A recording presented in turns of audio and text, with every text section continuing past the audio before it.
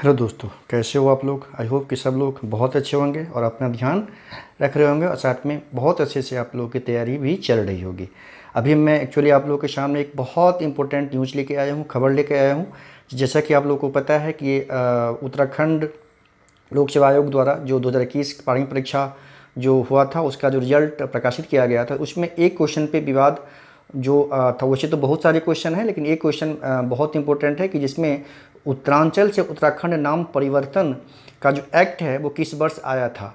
तो उससे संबंधित आपको पता होगा कि हाईकोर्ट पहले हाईकोर्ट में इसमें रीट दायर किया गया था। रीट दायर करने की वजह ये थी कि पहली बार आंसर की में आयोग ने उसका आंसर 2006 को सही माना था, लेकिन रिवाइज आंसर की आयोग ने जब रिजल्ट के साथ प्रकाशित किया था तो उसमें उस आंसर को बदल के नन ऑफ द एबव यानी उपयुक्त में से कोई नहीं आंसर को सही माना। और इसी के खिलाफ छात्रों के द्वारा उत्तराखंड हाईकोर्ट में रिट दायर किया गया था। तो हाईकोर्ट के द्वारा आयोग को 15 दिन का समय दिया गया था और कहा गया था कि आप इसका एक कमेटी का गठन करें और अच्छे से जांच पड़ताल करके आप ये बताएं, रिपोर्ट सबमिट करें कि इसका जो आंसर सही एग्जैक्ट सही आंसर क्या है, 2006 है या कुछ और है।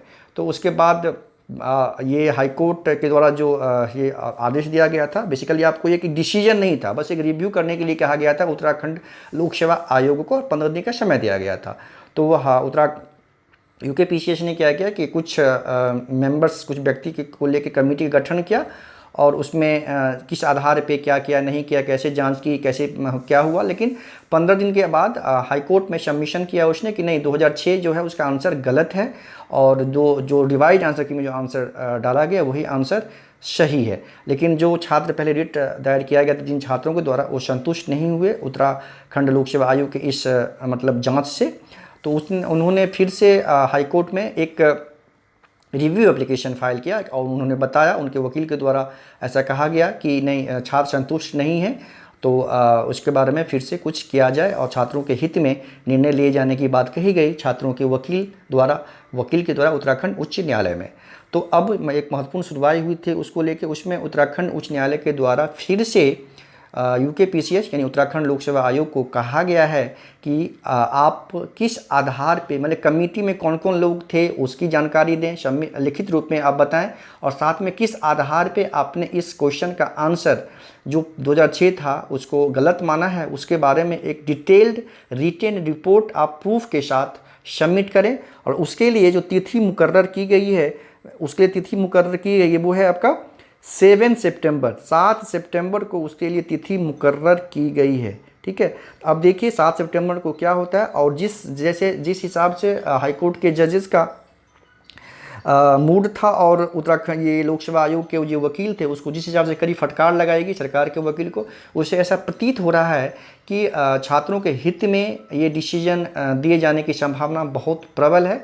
100% तो कुछ नहीं कहा सकता, लेकिन एक बार फिर से उम्मीद जगी है वैसे छात्रों को मुख्य परीक्षा में सम्मिलित होने की जो छात्र कुछ 1 नंबर या उससे कम नंबर से प्रारंभिक परीक्षा में असफल हो गए थे। तो अगर 7 सितंबर को उन लोगों के पक्ष में अगर निर्णय दिया जाता है उत्तराखंड हाईकोर्ट द्वारा, तो फिर से उन लोगों को मौका मिलेगा और उन लोगों के साथ न्याय हो पाएगा। और ये देखिए, उत्तराखंड लोक सेवा आयोग का ये विवाद जो है ख़त्म होने का नाम ही नहीं ले रही है।